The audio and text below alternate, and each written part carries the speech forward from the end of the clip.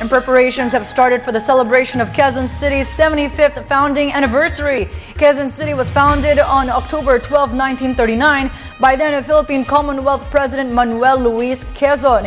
A stakeholders forum for the city's Diamond Jubilee celebration was held at the UP Ayala Techno Hub along Commonwealth Avenue. More of this report from Ara Perez. Various programs and activities are in store for Quezon City residents in celebration of the city government's Diamond Jubilee or 75th anniversary. Kada buwan, magkakaroon ng iba't ibang mga projects, no? Mula sa isang commemorative stamp, mula sa mga medical missions na malawakan, parades, magkakaroon tayo ng book launches ng iba't ibang mga landmarks and historical features ng Quezon City. Ako mismo sa larangan ng turismo ay papagandahin natin lahat ng mga tourism destinations natin. Gagawa tayo ng mga itineraries para mahikayat lahat, pati na yung hindi taga Quezon City na bumisita sa atin.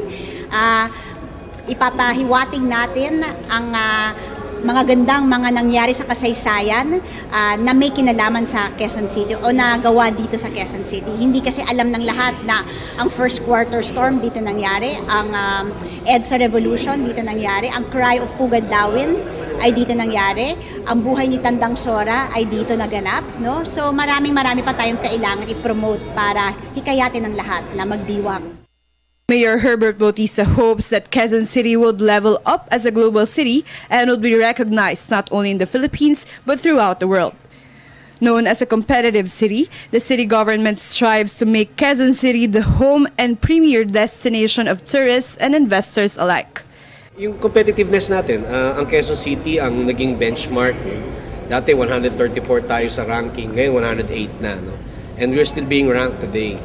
So that means medyo malaki-laki na rin yung improvement natin. That's 30 notches higher than before. No? So we're working closely with the National Competitive Council headed by Mr. Bill Luz. Ito'y ibinababa as president ng lahat ng cities sa buong Pilipinas. Ibinababa rin natin at dinuduktong natin ito sa mga iba pang mga cities to prepare our cities para maging competitive sila for investment. Especially so na magkakaroon ng ASEAN integration by 2015. Mayor Bautista said that Quezon City owes its success to its officials and residents. The success of Quezon City is because of that have served Quezon City. Not just the city officials, both elected and appointed, but even the barangay official and its people. No? The success of the city is really because of its people. Napakaraming mga negosyo nagsimula sa Quezon City. Private sector yan, entrepreneurs yan, no, na sumugal ng kanilang mga puhunan.